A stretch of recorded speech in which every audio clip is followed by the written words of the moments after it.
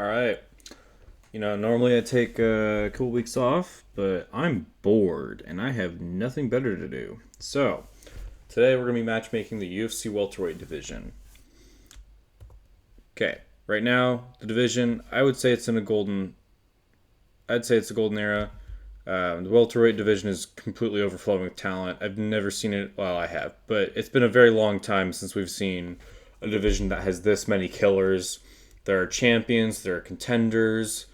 Um, for the champions, obviously we have Islam Makhachev, we have JDM, we have Kamaru Usman, we have Leon Edwards, and probably a few more I might be forgetting. There's just so many. Um, we've got some veterans that are seeking one last shot. Colby Covington, uh, Leon Edwards is kind of becoming that. No shade. And then Gilbert Burns. There we go. 170's got it all. These matchups would be amazing. I'm not going to say all that. That's kind of weird. And then this is just going to kind of get the division flowing. These fights, I'm not an idiot. We're not going to get like 4 ranked welterweight fights all in one card. This is meant to be spread out over a few cards. This might be 4 to 5 months apart. So, you kind of got to take these with a grain of salt. People might pull out. This isn't going to be like, this is, if I could have everything perfectly my way, this is how I would put it. But then also keep in mind when you're watching this isn't going to be how everything works with the UFC. So you kind of got to take this with a grain of salt. But let's book this before stuff gets too late, because I've seen a lot of people trying to matchmake the welterweight division, and I disagree with it. So here's my take. Okay. All right, that's a mistake. Okay. For prelims, this is going to be a fight that I would really like to see at the White House. This is going to be Gilbert Burns versus Colby Covington. And before we get started, I do need to just hammer home the idea: prelims for the White House card. This could be like an opening fight. I don't need to see this on a pay-per-view, at least on the main card of a pay-per-view. That's not what this is. When I'm thinking the White House card, I want the prelims to be stacked or to have at least a good storyline. This is that fight. We wanted to see this so badly for so long, but Colby Covington was ducking. But recently he's called for the fight, saying he'd be down for it. So this is a fight that I want to see. Back in the day, I've gone through different phases, honestly. After Hamzat fought Gilbert Burns, I thought Burns would beat Colby Covington.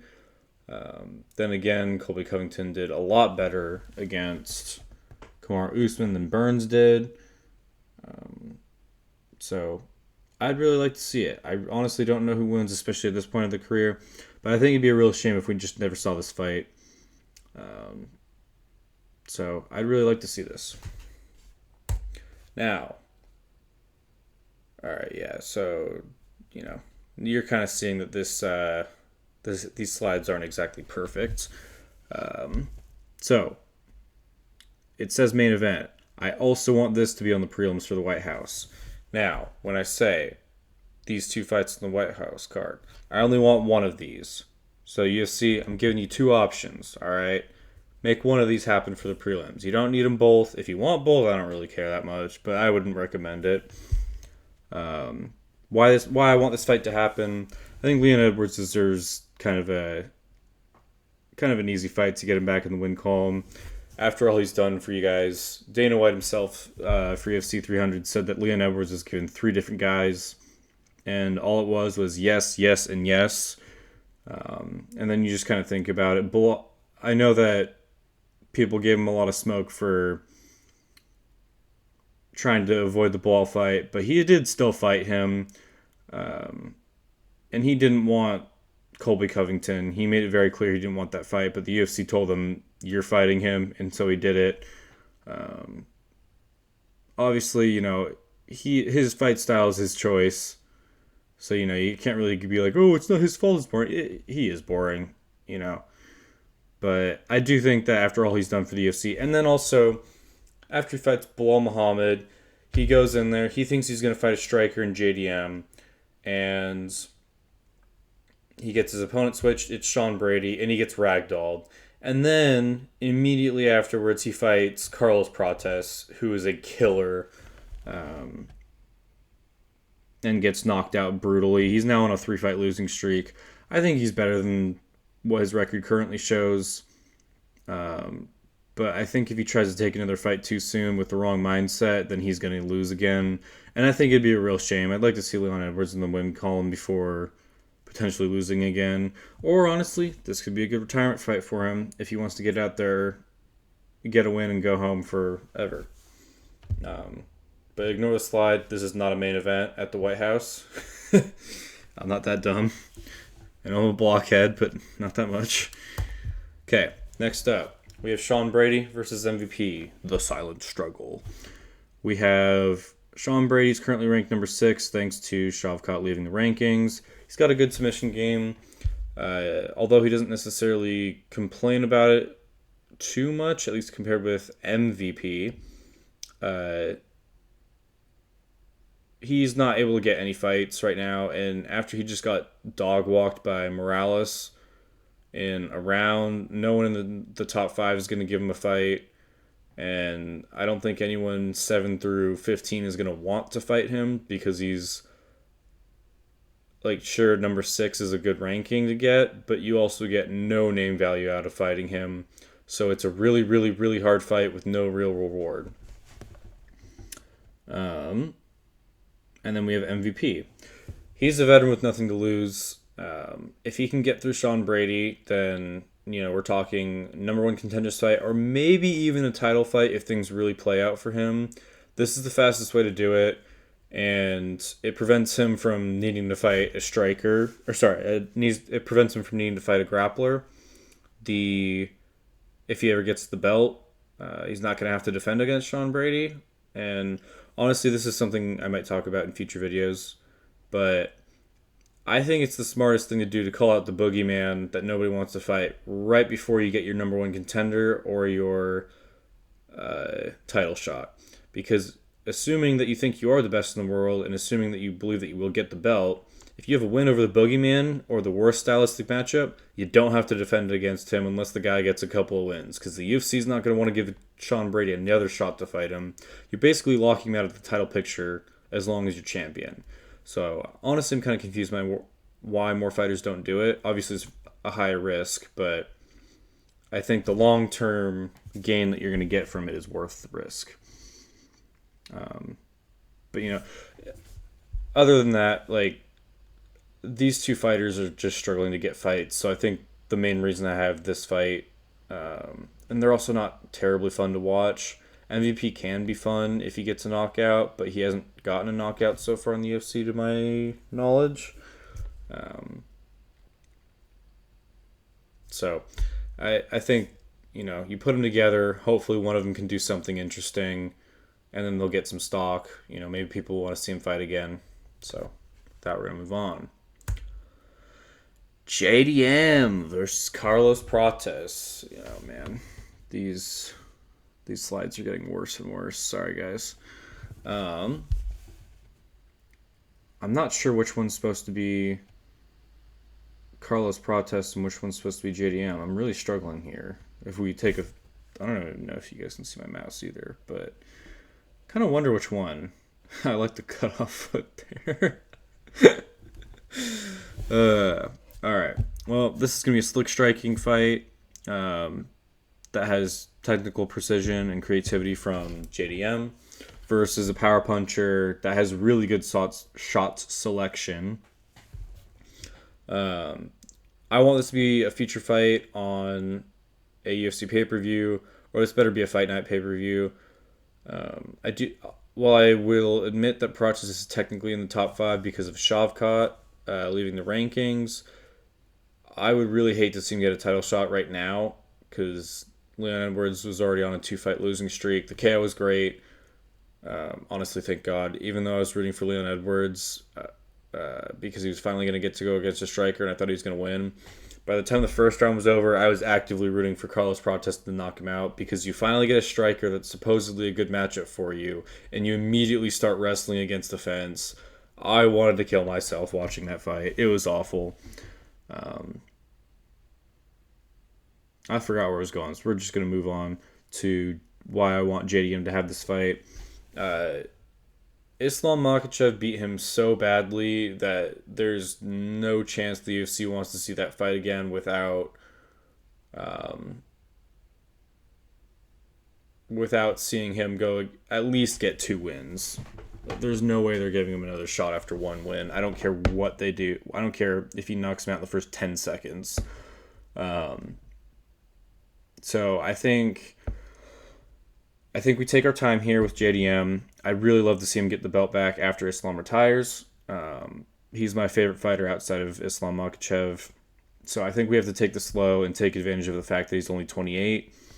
And this isn't a heavyweight class, so he doesn't have until he's 38, obviously. But, this 35-year-old curse is really starting to dwindle, we'll just say. Pantoja beat it. Volk's beat it twice now. And JDM's like 30, so we don't even need to be talking about that. The point is, I think we get him back in the win column first against a striker that we can We'll just say this. If JDM is as good as we think he is, he should be able to win this fight pretty easily without too much trouble. If he's not that good and he gets knocked out, well, can't really say much. I think that this is stylistically the easiest matchup for him. And I want to get him a striker. He gets his confidence back before we put him in against another wrestler. I think Sean Brady would actually not be a bad one to get. So if you don't want to do MVP, I honestly wouldn't mind seeing JDM versus Sean Brady. I know no one really wants to see Sean Brady fight, but if you're JDM, you need to fight a wrestler before you fight Islam Makhachev again. Or if Islam retired beforehand, you need to fight a wrestler anyway so that you can start saying, oh yeah, I'm the welterweight GOAT. Islam just retired because he ran, Yeah. So this is who I have. I'm leaning towards JDM. I'm kind of setting him up, hopefully, to win. But if Carlos Prates wins this, he absolutely deserves a title shot, and especially with how Carlos Prates would win this, and that would be by devastating KO. That'd mean he'd finish him faster than Islam did. So that gives, and he's got the number 1 ranking right now from JDM. So if he takes that, he's next for the title. Moving on. Got Ian Gary versus Morales. Don't know why I didn't get a picture here. Would have been funny.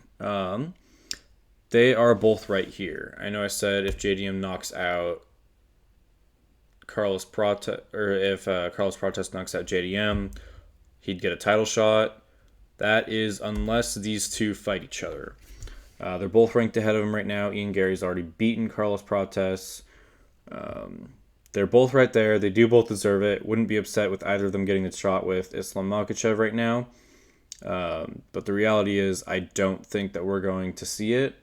I think we are going to see Islam versus another person, and I won't spoil that yet, but you probably already know. Yeah. Ian Gary's ranked number 2, I believe. Morales is number 3. Yeah, that sounds about right. Yeah, Ian Gary, the way he wins this is by just backpedaling and striking kind of the same way you fought Carlos Prates.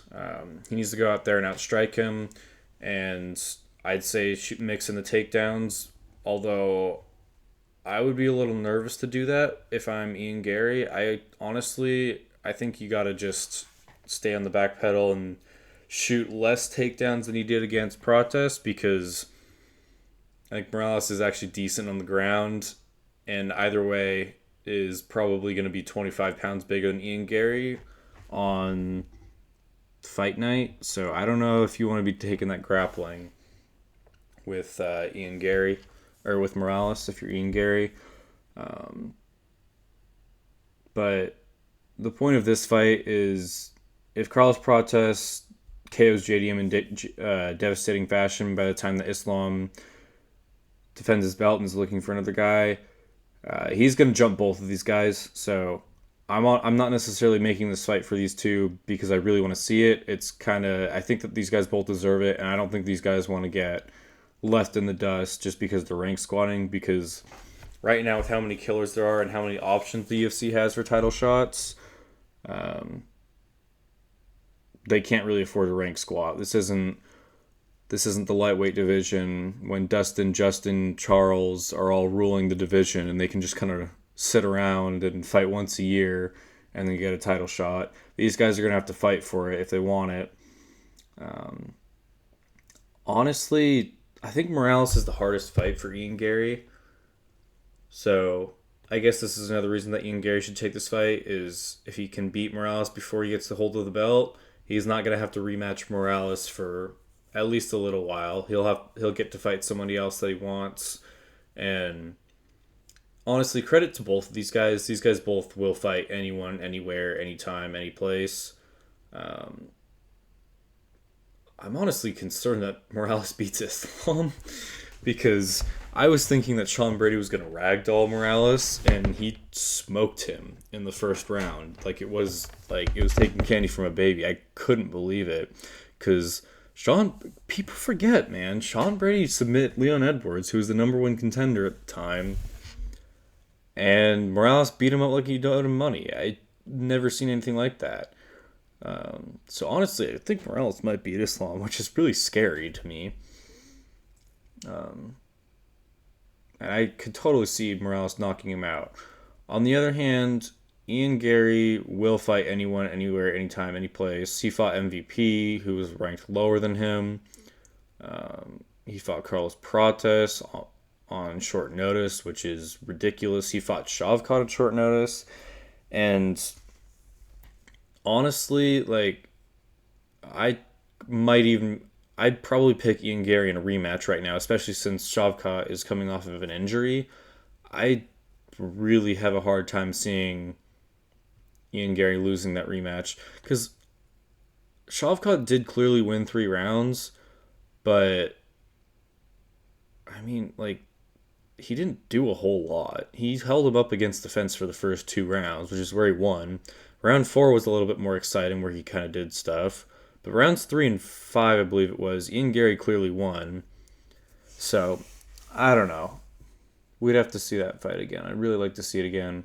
But in the meantime, I'd get Ian Gary versus Morales. This is more of me trying to do a favor for them because the UFC is mean and they're not going to let them rank squat since they have so many options. Knock each other out of the. I guess the way to put it is they need to take matters into their own hands and they need to start knocking off other contenders that might skip them for a title shot. Both Ian Gary and Morales need to, and they're both number one on each other's list for people that might jump them right now. So, all right, now I've got to argue. Wow, this is a terrible slide. Okay.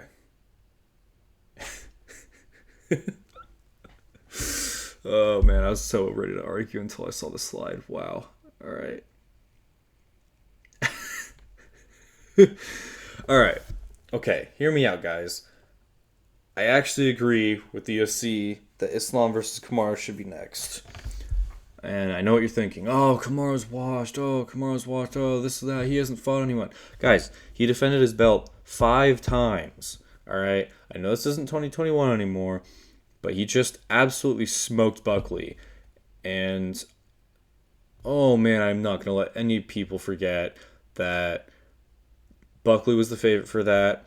And everyone thought that he was going to smoke him. Oh, he's going to knock out Usman. He's going to defend all the takedowns because he just smoked Colby Covington, and he didn't even really smoke him, honestly. But Colby looked like he was trying to build through that, and he looked like he was starting to find his footing with the takedowns. But anyways, doctor stoppage because Colby's a bitch. Let's be honest. Kamaru very clearly still has it, but the clock is running out. That was now 6 or 7 months ago. When Usman fought him. I say get this fight now before it's too late, because if you wait another 6, 8 months, Usman will be washed, and then it's just not going to be a fun fight to watch. I say get this fight in now, and this is the only guy that we can rely on to stop Islam's takedowns. If you guys don't want to see another fight where Islam just holds his opponent in half guard the whole time, this is the guy who you bring to the table. Okay, Kamaru Usman is going to stop the takedowns. If he was able to eventually stop the takedowns from Hamzat, a weight class up on 10 days notice, with a full camp, he should be completely fine to stop Islam Makhachev's takedowns. And I think it'd be a really fun striking fight. It won't necessarily be the highest level, like of all time, like you'd see with JDM versus Carlos Prates, but it'll be really fun to watch. It'll force the dog out in both of them. And I think both of these guys have a lot better striking than I think people give them credit for, because their wrestling's so good. Islam especially. Usman's striking looks a little iffy after with Buckley, but I think Islam has really good striking, and I really like to see it on display at 170, and it kind of gives these strikers at 170 a little bit more room to see what Islam may or may not do differently at 170 when he's striking. So this is the fight that I want to see. And then also, guys, this is a huge legacy fight. Current pound for pound versus former pound for pound. I know you've heard that. I know you're exhausted with it. But, like, come on, guys. This is a huge fight. This would be so sick. Yeah, and I know the matchmakers don't agree with this, or whoever votes on or the media UFC, whoever votes on the rankings, because they put him at number 8. Which I get, I don't necessarily want to give out undeserved title shots over and over, especially because, like I said, Ian Gary and Morales, I think both deserve it. If Carlos Prates flatlines JDM in a round or two, he'd deserve it. And I'm going to be honest, this is mainly because Shavkat is out, and it kind of leaves everyone without a buddy, which is why, yeah, it's kind of sent a domino effect on the rest of the matchmaking for me. I would have loved to have matched Shavkat up with someone, and then Ian Gary and Morales one of them could have gotten the title shot. But I really don't care to see Kamaru Usman versus someone in the top 5. After thinking about it a little bit more, once Shavkat left, I think we really need to see Islam versus a wrestler, and I think we got to get Kamaru in there before it's too late. We got to get the fight. Yeah. So to recap, oh shoot, yeah, I pretty much already said this. We'll skip this one. All right, so to cap this all off, we have Burns versus Covington or Edwards versus Masvidal. I want one of these on the prelims of the White House, not both, unless they want to. I don't really care that much, but I'd suggest one of them for the prelims of the White House. I think that'd be sick. Then we've got Brady versus MVP, JDM versus Prates, Gary versus Morales, and Islam versus Usman. I believe that's the last slide. Yeah, it is. All right. Shoot, I feel like I forgot someone. Is there another world champion that I forgot to match up with everyone? No, there's Shavkat. I mean, he didn't win the belt. I can't remember his name. I feel like I'm forgetting someone.